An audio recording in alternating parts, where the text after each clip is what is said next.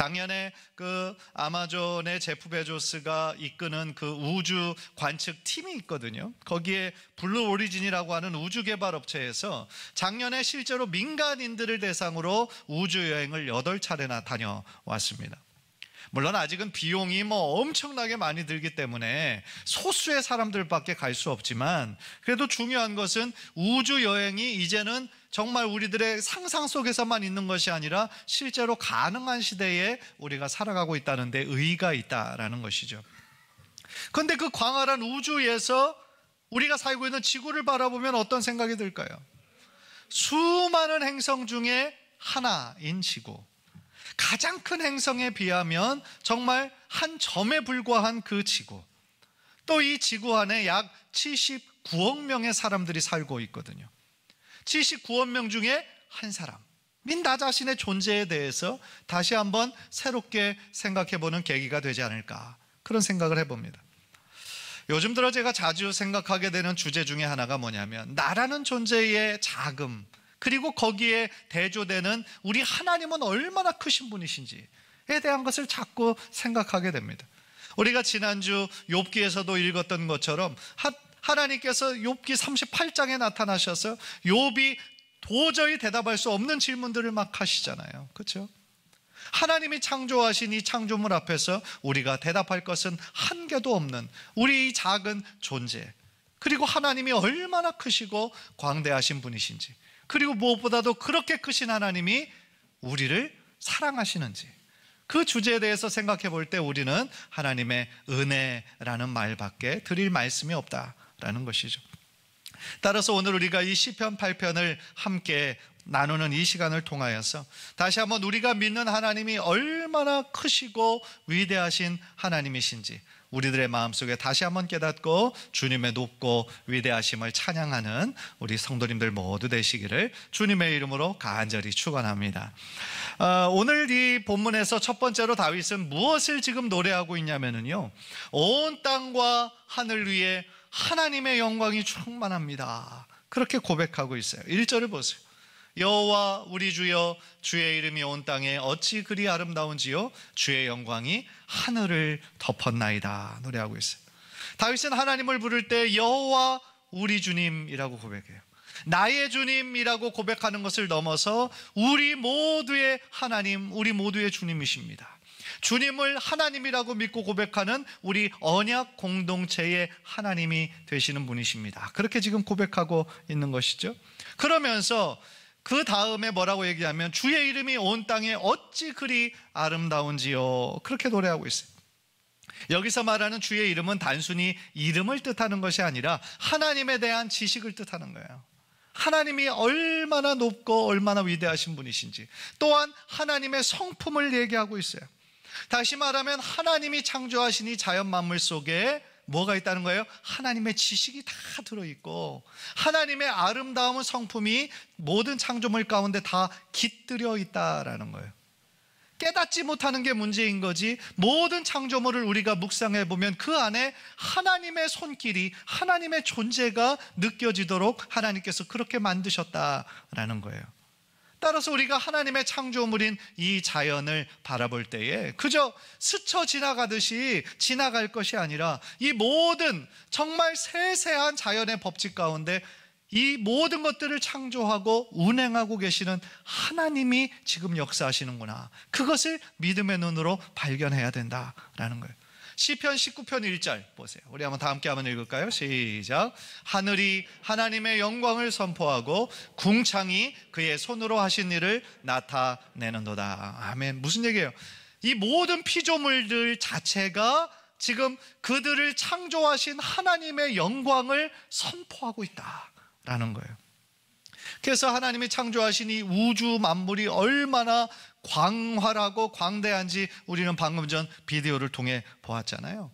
감히 인간의 머리로는 측량할 수 없는 크기가 바로 이 우주의 크기라는 거예요.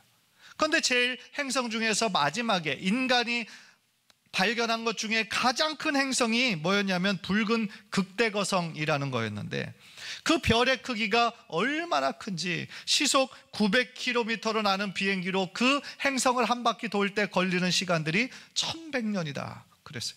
그 정도로 엄청나게 큰 행성이라는 거예요. 그런데 그 큰 행성도 결국 하나의 행성인 거고요. 그 다양한 크기의 수많은 별들을 담고 있는 것을 은하라고 부르잖아요. 은하. 그런데 그 은하가 몇 개냐면 1000억 개 이상이다 라는 거예요. 그러니까 이렇게 광대한 그 우주 만물을 우리들의 이 작은 머리로 어떻게 다 알 수 있겠느냐는 거예요. 그런데 이 비디오를 보면서요, 제 마음에 어떤 생각이 떠오르냐면, 예전에 한번 봤던 그 그림이 기억이 나는 거예요. 모든 그 우주, 천체, 은하, 그것을 하나님께서 두 손으로 이렇게 붙잡고 계시는 그 그림이 떠올라요. 하나님의 손가락으로 그 모든 우주 만물을 창조하시고 만드셨다라는 것이죠. 여러분, 그래서 오늘 이 본문 시편 8편에서도 3절에서 다윗이 뭐라고 고백하냐면, 주의 손가락으로 만드신 주의 하늘과 주께서 베풀어 두신 달과 별들을 내가 보니, 그렇게 고백하고 있죠. 물론 하나님은 이 천지 모든 만물을 말씀으로 창조하셨죠. 빛이 있으라 하니까 빛이 있었고요, 하나님께서 궁창, 물 가운데 궁창이 있어서 물과 물로 나뉘라고 말씀하시니까 그대로 됐어요. 하나님의 말씀엔 이토록 능력이 있는 것이죠. 하나님은 이 모든 우주 만물을 말씀으로 다 지으셨어요. 그런데 왜 다윗은 하나님께서 말씀으로 지으셨다 안 하고 왜 그분의 손가락으로 지으셨다 말씀했을까요? 아마도 다윗은 그의 상상력을 지금 동원을 해서, 사람들이 무엇인가를 우리가 만들 때에 손과 손가락을 사용하여 만드는 것처럼 하나님께서도 하나님의 그 손가락으로 이 모든 우주와 해와 달과 별들을 만드신 것이 아닐까, 그렇게 지금 노래하고 있다라는 거죠. 그렇다면 하나님께서 창조하신 이 모든 창조물 가운데 하나님의 지식이 들어있고 하나님의 성품이 들어가 있다라고 말씀드렸는데, 여러분은 과연 이 자연 만물을 보면서 언제 하나님의 높고 위대하심을 찬양하십니까? 물론 유명한 산이나 또한 좋은 관광지 가서 그 우리 근처에서 볼 수 없었던 자연 경관들을 보게 되면 하나님을 찬양하는 경우도 물론 있겠지만, 꼭 우리가 멀리 가지 않는다 할지라도 우리는 언제든지 하나님의 그 창조의 솜씨를 느낄 수 있고 감사할 수 있다라는 거죠. 예를 들어 우리가 저녁에 아름다운 그 석양의 하늘을 바라볼 때 온 하늘이 빨갛게 물들어가는 그런 모습들을 보면 얼마나 장관입니까? 계절마다 시시각각 변하는 나무의 모습을 보는 것도 얼마나 신기합니까? 지금은 모든 나뭇잎들이 다 푸르르지만 이것이 또 가을이 되면 어떻게 돼요? 그 나뭇잎들이 형형색색으로 변해서 꼭 자기만의 색깔을 드러내지 않습니까? 밤이 되면 수없이 많은 별들이 하늘에 반짝이고요, 달은 자신의 모양을 계속 바꾸어 가면서 빛을 내고 있죠. 계절마다 바뀌는 아름다운 꽃들과 그들이 뿜어내는 향기는 또 얼마나 다채롭습니까? 이처럼 우리들의 일상 속에서는요, 우리가 유심히만 바라보면 하나님의 그 아름다움을 우리는 얼마든지 볼 수 있고 체험할 수 있다라는 거예요. 그런데 안타깝게도 우리는 너무 바쁘다는 이유로, 바쁘다라는 핑계로 우리를 둘러싸고 있는 이 하나님의 영광을 놓칠 때가 얼마나 많이 있는지 몰라요. 다시 말하면 우리들의 시선이 지금 오직 하나님을 바라보는 것이 아니라 이 세상만을 바라보니까 이 도시 바쁘게 돌아가는 그 분주함 속에서 함몰되어서 하나님의 창조물을 보고도 그것이 아름답습니다, 하나님의 솜씨를 찬양하기보다는 너무나 당연히 있다라는 듯이 그냥 건조하고 무미건조하게 지나갈 때가 훨씬 많이 있다라는 거예요. 그러나 어른들의 눈과 달리요, 아이들의 눈은 경외감과 신비함으로 가득 차일 때가 많아요. 그래서 어린아이들은 작은 것을 봐도 굉장히 많이 놀라고 신기해하고 쉽게 감동하죠. 우와, 대단하다, 우와, 멋있다. 그런데 어른들은 어떻습니까? 뭐를 봐도 새로운 것이 별로 없어요. 새로운 것이 별로 없고 쉽게 감동하지도 않아요. 그렇죠? 어떻게 보면 우리가 아이 때 가졌던 그 순수함과 그 동심을 너무나 많이 잃어버린 것이죠. 그렇다면 이 만물의 창조주이신 하나님께서 지금 우리들을 바라볼 때에 과연 어떤 사람을 더 기뻐하시겠어요? 하나님이 아름답게 창조하신 창조물을 보고 정말 놀라고 기뻐하고 하나님의 이름을 찬양하는 사람과 그저 무덤덤하게 아무런 감동도 없이 그저 당연히 여기 있었던 것처럼 생각하는 사람과 어떤 사람을 더 하나님께서 기뻐하시겠냐는 거예요. 너무나 명백하지 않습니까?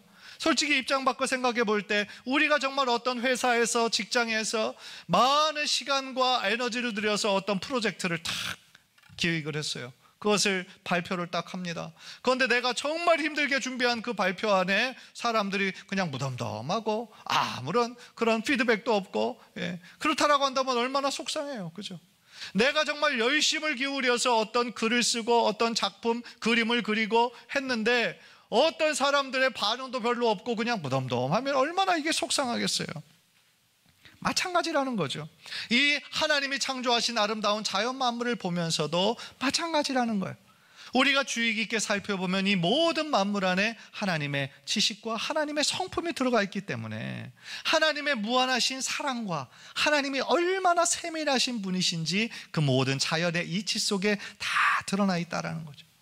세상의 어떤 값진 시계보다 훨씬 더 정확하고 정밀하게 하나님의 시간에 따라 모든 것이 완전한 조화를 이루면서 일어나고 있는 그 모든 것들, 놀라운 하나님의 솜씨고 능력이다라는 거예요. 그런데 안타까운 것은 많은 사람들이 이 자연은 자연 그대로 인정하면서 이 자연 만물을 창조하신 하나님을 인정하는 데까지 나아가지 않는 사람들이 얼마나 많은지 몰라요. 예를 들어 아까 그 비디오를 보면서 저는 참 그것이 너무나 신기하고 감동이 되었는데 그 동영상 밑에 그 댓글들을 보니까 어떤 사람은 이렇게 얘기를 하는 거예요. 그런데 왜 갑자기 하나님 이야기가 나와요? 그러는 거예요. 그러니까 그 우주의 광대함을 보면서 우리가 살고 있는 이 지구도 그 우주 전체에서 보면 얼마나 작은지, 또한 지구 안에 살고 있는 우리 한 사람 한 사람이 얼마나 작은 존재인지 그것은 알겠지만 그 우주 만물을 창조하신 분이 하나님이시다라고 하는 믿음의 고백까지는 많은 사람들이 나아가지 못하고 있다라는 거예요. 아마 그 사람들은 우주의 생성이 어떤 빅뱅의 이론이라든지 아니면 어떤 오랜 시간을 지나서 저절로 생긴 것이라고 믿는 거겠죠. 따라서 그들에게는 하나님의 이야기가 다소 좀 생뚱맞게 그 자리에 나오는 거다라고 생각을 했던 것이죠. 그 댓글을 보면서 다시 한번 마음에 깨달은 것이 있어요. 그게 뭐냐면 이 믿음이라는 것은 정말 하나님께서 우리들에게 수여하시는 선물이구나. 그걸 깨달아요. 우리가 하나님을 나의 창조주 하나님이라고 믿고 나의 구원자 예수 그리스도라고 믿는 것은 나의 의지와 나의 노력이 아니라 하나님께서 우리를 사랑하셔서 우리에게 허락하시는 하나님의 선물이구나 라는 거죠. 사랑하는 성도 여러분, 이 우주 만물을 창조하신 그 하나님이 바로 나의 하나님이 되시고 우리의 하나님이 되어주심에 다시 한번 감사하는 우리 성도님들 되시기를 주님의 이름으로 간절히 축원합니다. 무엇보다도 우리를 둘러싼 이 아름다운 자연 만물을 보면서 하나님의 그 놀라운 솜씨에 다시 한번 우리가 감동하고 하나님을 높이 찬양하고 감사하는 우리 귀한 모든 신앙인 되시기를 주님의 이름으로 간절히 축원합니다. 두 번째로 오늘 본문을 통해 깨닫는 것은 뭐냐면 사람은 무엇이기에 하나님이 이토록 우리를 사랑하시고 권고하시는가에 대한 문제예요. 우리말로 쉽게 표현하면 내가 뭐라고 하나님께서 이렇게 나를 사랑하시냐는 거예요. 4절을 보세요. 4절. 사람이 무엇이기에 주께서 그를 생각하시며 인자가 무엇이기에 주께서 그를 돌보시나이까. 다윗도 그거를 동일하게 느꼈던 거예요. 우주의 광대함에 비하면 인간은 너무나 작은 존재예요. 지구 전체도 우주 속에서 바라보면 한 점에 불과한데 그 안에 살고 있는 사람은 보이지도 않아요. 먼지보다도 작은, 훨씬 작은 존재에 불과할 거라는 거예요. 그런데 정말 불가사의한 사실은 뭡니까? 이 우주 만물을 지으신 하나님께서 이처럼 작은 존재인 인간을 사랑하시는 거예요. 우리를 생각하시는 거예요. 돌보시는 거예요. 그 크기로 보나 넓이로 보나 우주에 대한 관심이 훨씬 더 많으실 것 같은데 하나님의 관심은 바로 우리 인간에게 있다라는 것이죠. 우리가 방금 읽은 4절에서 이 사람이라는 단어는 히브리어로 에노시라고 하는 단어인데요, 그 단어는 인간의 연약함을 표현하는 말이에요. 또 뒤에 나오는 인자라는 말은요, 히브리어로 벤 아담이라는 말인데요, 그 단어는 흙에서 만들어져서 다시 흙으로 돌아갈 존재, 그것을 의미하고 있는 거예요. 결국 사람과 인자라는 말을 함께 합쳐서 생각해 보면 어떤 거예요? 인간의 유한함과 불완전함을 상징하는 말인 거죠. 그런데 하나님께서 왜 무슨 이유로 이처럼 연약하고 불완전한 우리를 이토록 생각하시고 사랑하실까라는 거죠. 그래서 다윗도 그 부분을 생각하면서 하나님의 은혜에 대해서 지금 감격하고 있는 것이죠. 그런데 이유가 있어요. 왜 하나님은 이토록 작고 연약하고 정말 한계가 너무나 명백한 우리들 인간을 이토록 사랑하실까? 그 이유가 바로 하나님은 모든 우주 만물 중에서 유일하게 사람에게만 하나님의 형상을 주셨기 때문이고 하나님의 형상으로 우리를 창조하셨기 때문이다라는 거예요. 창세기 1장 26절 27절 우리 한번 다 함께 읽을까요? 시작. 하나님이 이르시되 우리의 형상을 따라 우리의 모양대로 우리가 사람을 만들고 그들로 바다의 물고기와 하늘의 새와 가축과 온 땅과 땅에 기는 모든 것을 다스리게 하자 하시고 하나님이 자기 형상 곧 하나님의 형상대로 사람을 창조하시되 남자와 여자를 창조하시고. 아멘. 하나님께서 우리들을 어떻게 만드셨어요? 자기 형상으로. 우리 안에 뭐가 있어요 지금? 하나님의 형상이 담겨져 있다라는 거예요. 그런 의미에서 우리 한 사람 한 사람은 너무너무 존귀한 자다라는 거예요. 자, 우리 옆자리에 앉아있는 분에게 이렇게 얘기합시다. 당신은 하나님의 형상입니다. 당신은 존귀한 자입니다. 네. 그래요. 우리 한 사람 한 사람은 하나님의 형상으로 지어졌기 때문에 그 이유 한 가지만으로 우리는 존귀한 자인 거예요. 이 세상에 수많은 생명체들이 존재하잖아요. 그런데 그 안에 하나님의 형상으로 만드신 것은 우리 인간 유일한 우리들 뿐인 거죠. 또한 하나님께서 이 천지 만물을 창조하실 때 그 창조의 순서를 봐도 하나님의 마음이 그 안에 담겨져 있는 거예요. 마치 화가가 어떤 작품을 그리기 전에 그 모든 것들을 구상하고 디자인하고 모든 것들을 계획에 따라 하는 것처럼 하나님께서도 이 6일 동안의 창조에 있어서 처음 3일 동안은 준비 작업을 하신 거예요. 그리고 나머지 4일, 5일, 6일째는 그 새 날을 완성시켜 나가시는데 하나님께서는 그 모든 것들을 실행하신 거예요. 그래서 그 제일 마지막에 누구를 창조하셨어요? 제일 마지막에 사람을 창조하셨잖아요. 그 이야기는 뭡니까? 하나님의 그 창조 사역의 목표가 바로 인간을 만드시는 것이었고 바로 인간 창조가 하나님의 창조의 절정임을 하나님께서는 이 창조의 순서를 통해서도 드러내신다라는 것이죠. 계속하여 5절은요 인간이 가지고 있는 어떤 위치, 독특한 위치에 대해서 설명하고 있습니다. 5절을 보세요. 그를 하나님보다 조금 못하게 하시고 영화와 존귀로 관을 씌우셨나이다 그랬어요. 우리가 그 전에 보던 개역 한글 버전에서는 천사보다 조금 못하게 하시고 그랬었는데 이것이 개역 개정에서 하나님보다 조금 못하게 하시고 이렇게 표현했어요. 그리고 NIV 그 성경을 이렇게 보면은 하늘의 영적인 존재보다 조금 못하게 하나님께서 만드셨다라고 얘기를 하고 있어요. 그러니까 중요한 거는요 외형적인 면으로만 보면 흙으로 와서 흙으로 다시 돌아가야 되는 유한하고 연약한 존재예요. 그러나 우리가 영적인 그 위치에서 봤을 때는 하나님의 형상으로 지어졌다라는 그 이유 때문에 우리는 영적으로 영화로운 위치, 영화로운 지위를 갖게 되었다라는 거예요. 놀라운 거는요 이처럼 연약한 인간을 하나님께서 천지 창조의 주인공으로 삼아주신 것도 너무너무 귀하고 감사한 일인데 우리 같은 죄 많고 연약한 우리들을 위해서 하나님의 독생자 예수 그리스도를 이 땅에 보내주셔서 우리에게 구원자로 허락해 주셨다는 사실인 거죠. 이것이야말로 정말 놀라운 정말 하나님의 은혜라고밖에 말할 수가 없다라는 거예요. 그래서 사도 바울은요 에베소서 1장 4절에서 그 놀라운 은혜에 대해서 이렇게 설명하고 있어요. 우리 한번 화면을 통해서 다 함께 읽겠습니다. 시작. 창세전에 그리스도 안에서 우리를 택하사 우리로 사랑 안에서 그 앞에 거룩하고 흠이 없게 하시려고 그 기쁘신 뜻대로 우리를 예정하사 예수 그리스도로 말미암아 자기의 아들들이 되게 하셨으니. 아멘.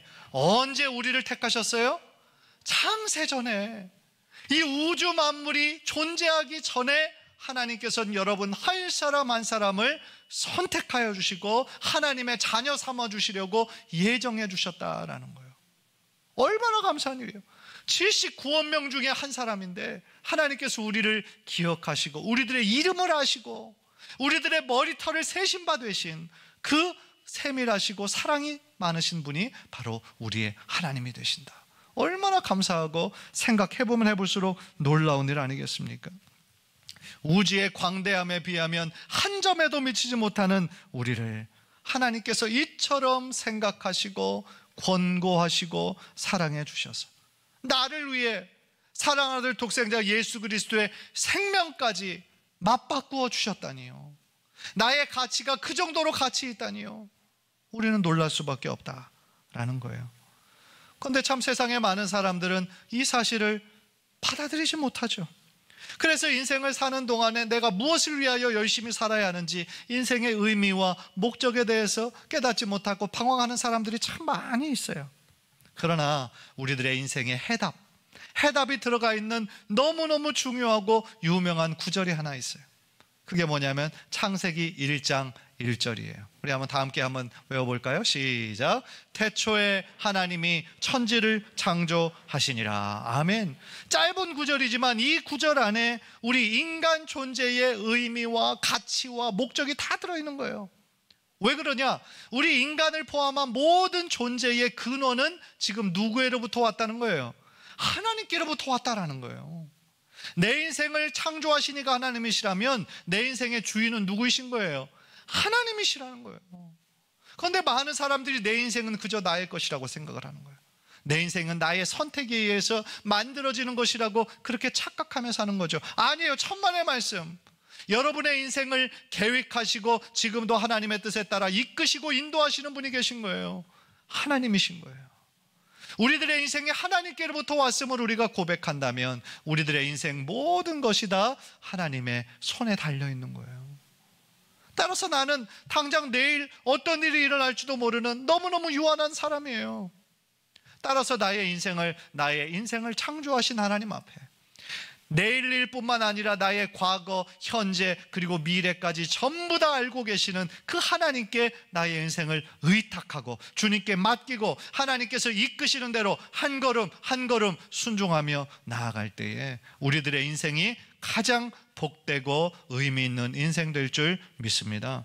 간절히 바라기는 우리들에게 주어진 길을 우리가 믿음으로 걸어 나갈 때 내가 내 인생의 주인인 것처럼 내가 정말 크고 중요한 존재라고 착각하며 교만을 부리며 살기보다는 오직 하나님 앞에서 나는 얼마나 작은 존재인지, 그러나 하나님은 얼마나 크신 분이신지 매일 믿음으로 고백하고 주님께서 이끄시는 대로 순종의 삶을 살아가시는 우리 모든 성도님들 되시기를 주님의 이름으로 간절히 축원합니다.